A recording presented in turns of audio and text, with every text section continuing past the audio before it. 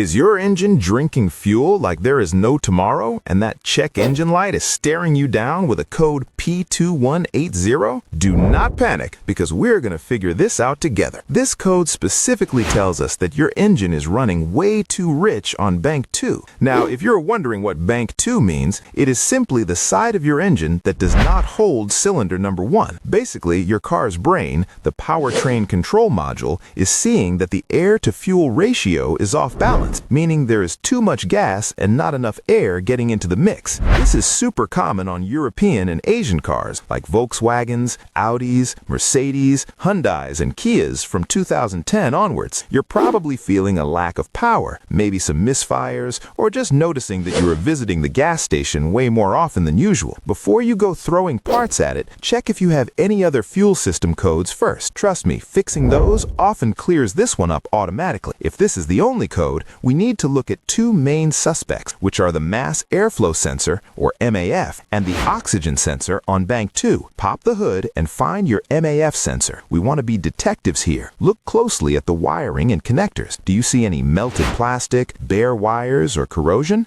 If the metal terminals inside look green or burnt instead of shiny metal, that is your problem. You can grab some electrical contact cleaner from an auto parts store, or even use 91% rubbing alcohol and a light brush to clean them up. Once dry, put a little dielectric grease on there to protect it. If the wiring looks good, you will need a digital volt-ohm meter. With the engine running, the voltage signal from the MAF sensor should go up smoothly as you rev the engine. If it does not, that sensor is toast. If the MAF is fine, then we move to the oxygen sensor. If it is stuck reading rich, you might have a leaky fuel injector or high fuel pressure. But if the sensor is reading normal or lean while the computer screams rich, your PCM might be the issue, though that is rare. Take it step by step. Check those wires first, and you'll save yourself a ton of money.